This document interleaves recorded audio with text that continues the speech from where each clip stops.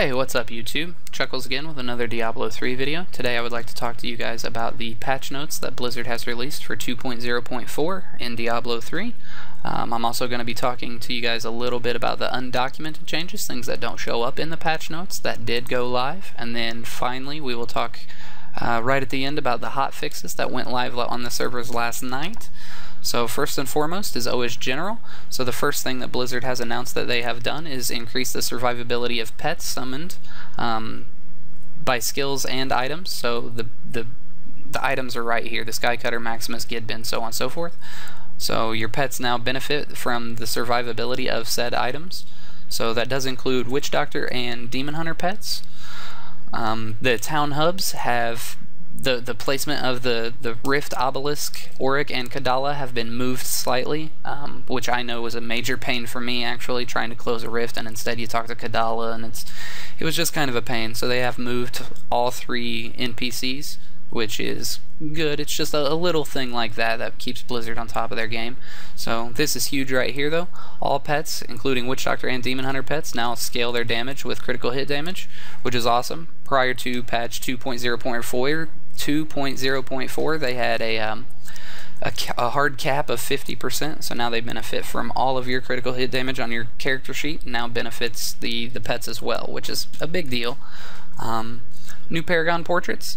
I'll actually show you guys a picture when we get to the undocumented changes, because this wasn't here prior to like today. I think they added this, but this wasn't here. So I will be showing you guys a picture of Al Kaiser. He's got like the 6 stars or whatever, so I'll show you that, which is kind of cool. Just another little thing that Blizzard's doing.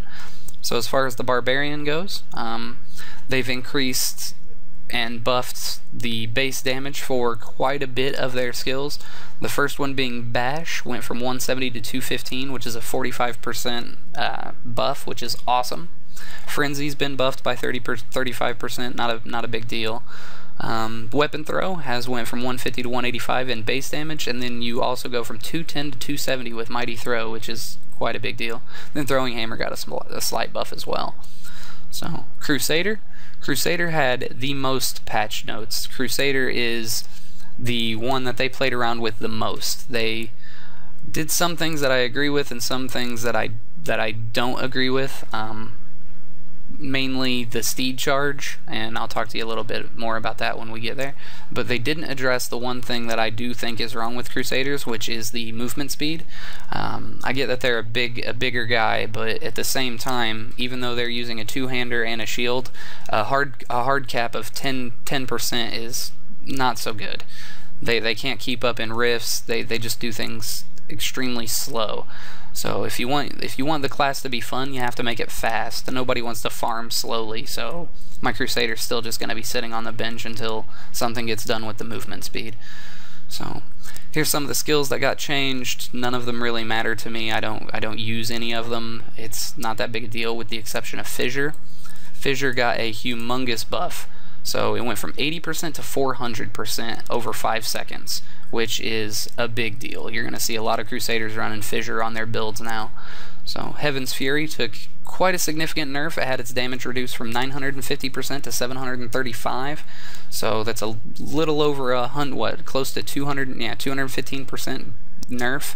That's substantial, guys. So Phalanx got some buffs. Punish got a couple buffs. Shield Bash. But here's the Steed Charge that I want to talk to you about. So let's just read through this real fast.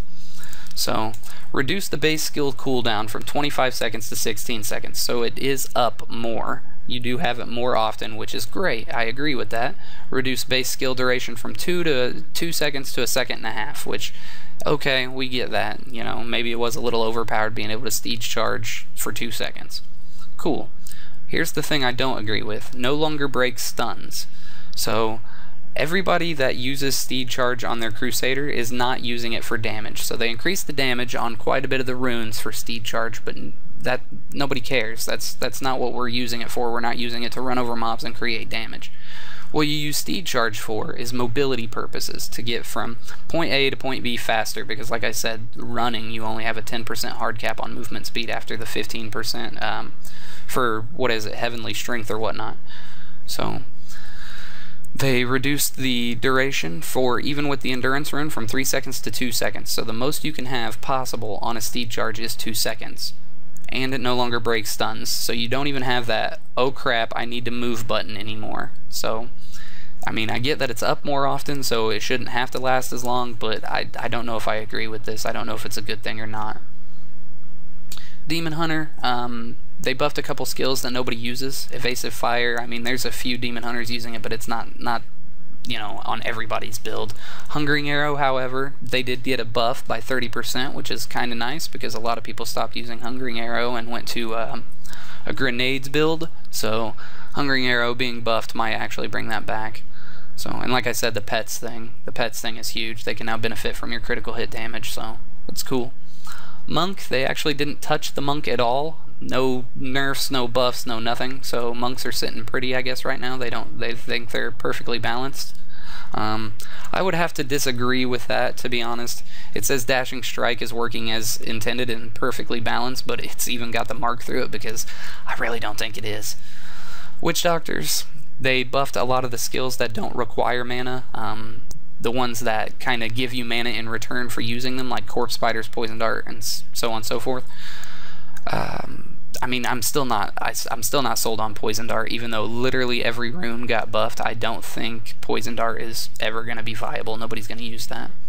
Firebomb, skill rune Pyrogeist, has had its damage increased from 560% to 880%, a 320% buff. So, I personally, on my my Witch Doctor, I was using Firebomb with the Ghost skill rune, but now I think I'm going to switch to Pyrogeist just because that's a humongous buff. Haunt, reduced mana cost from 200 to 50, so that makes it much more viable to use, which is great because nobody was using Haunt because it costs so much. And they also buffed the damage from 1,465% over 6 seconds to 4,000% over 12 seconds, which is kind of a big deal. That's pretty much double the damage for double the duration, which is good all around. I'm happy with that. So these two things, awesome. Wizard had quite a bit of controversial, we'll say, nerf / buffs. So the biggest one being Frozen Orb.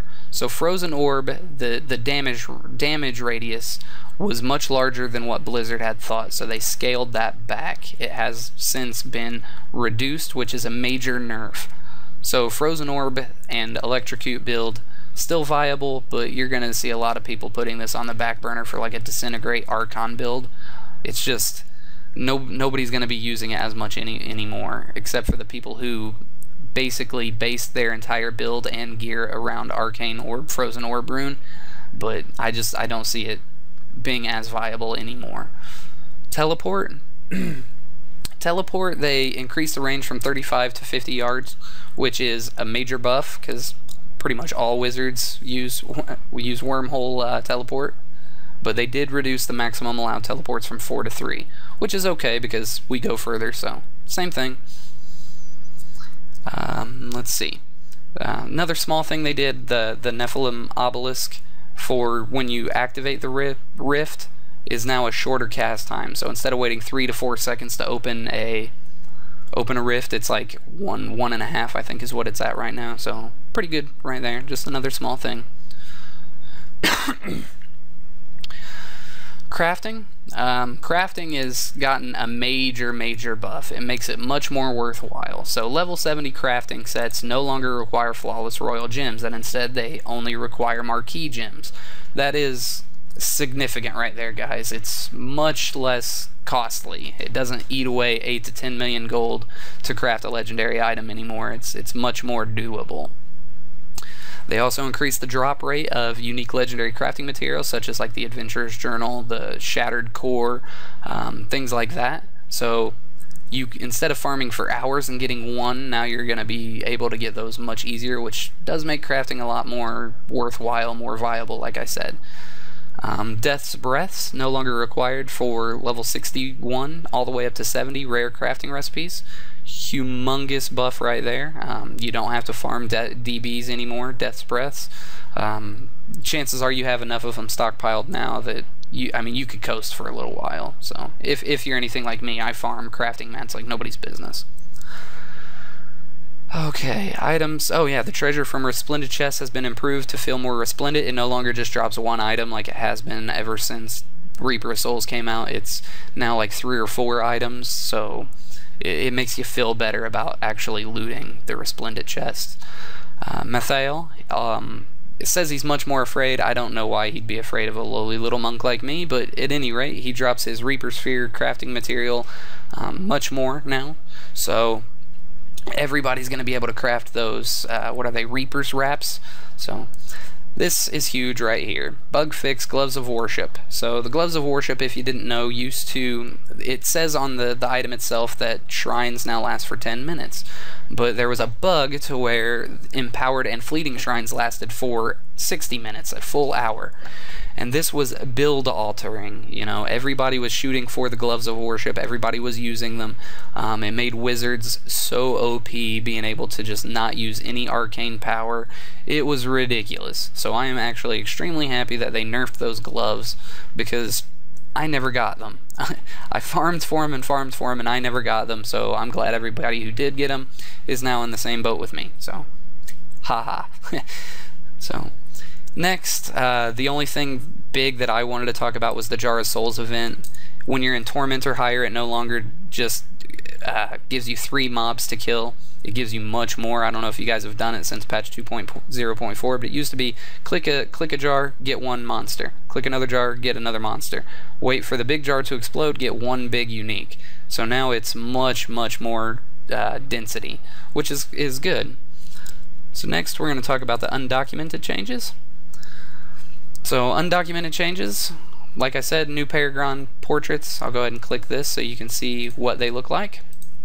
This is Al Kaiser here, like I said, so he's got his 6 stars next to his name. You can't see the 6th one because it's behind the house here, because he is Paragon level 630.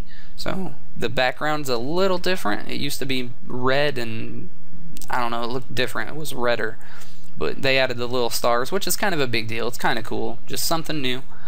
The Crusader's Iron Maiden passive now grants significantly higher Thorns damage and appears to scale with Torment level. It got hotfixed. So it used to be in Torment, mobs would take much more damage from your Thorns than what they should have off your character sheet. But what they did was they fixed that and made it to where the passive now grants much higher Thorns than what it did. It used to give like 4,000 or something like that. Now it's like 9,600. I don't really know. I never messed with that passive. But they also made it to where the Thorns can now crit. It used to not be able to crit, but as long as you're using Iron Maiden, your Thorns can crit, which is a big deal. So if you're a Thorns build Crusader, you're sitting pretty right now. Like I said, removed the 50% critical hit damage cap on all pets, including Witch Doctors and Demon Hunters. And this is kind of a big deal to me. I don't know if you guys will care or not, but in campaign mode, quests that you have not completed are now a different color. So if you have a tune that you can't reset quests with because you missed one little portion of a quest at some point in time, you can now see which one you're missing. Pretty cool. Archon now has different graphics, so I know if you're using, say, the teleport Archon teleport skill rune, your beam is like a really bright blue white instead of being that ugly purple black, so that's pretty cool. Plus percentage to elite damage now stacks additively instead of multiplicatively, so that's kind of a nerf. Although everybody's saying it as a buff, it's kind of a nerf. It used to be better.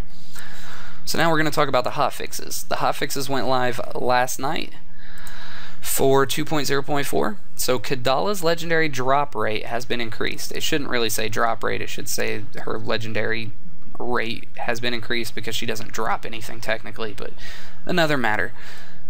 I had 500 blood shards last night. I purchased 100 belts in order to try and get a witching hour. I got 3 legendaries, no witching hour if you're curious, I wish, but I got 3 legendaries, which means that it has been significantly increased, and I think it's a good thing. Unique monsters, the purple ones, the ones that are like golden but they have purple names, now use the same loot table as champions. I think this has something to do with Mangle Mall runs, but now they don't drop like 5 or 6 pieces because they're unique. They drop like 3. They use the same tables as if you killed a champion or elite pack. Bonus legendary drop rate for rifts has been increased from 25% to 100%. That's a big deal. So right now, the way it sits, the best loot runs you can possibly do, the best way to get loot is to do rifts. Do rifts, get your 500 blood shards, use the blood shards to buy legendaries from Kadala. Fastest way right there, point blank. So the number of chests that spawn in Sanctuary has been significantly reduced. I don't know if it counts for in rifts or not. When I'm in rifts, I still feel as if there is a whole crap ton of chests, but when you're playing campaign and adventure mode, not so much anymore. So that's basically all that I saw there. That really meant anything worthwhile to me, other than a couple more Crusader changes that they have fixed. Still didn't address the movement speed, so it doesn't really matter to me. But like I said, the Skeleton King Curse Chest adventure loot run has been nerfed. It's still viable because you get the chest every once in a while, and there's also the chance for the treasure pygmies, but not so much anymore. The mother runs, I would assume, is probably going to get nerfed here shortly.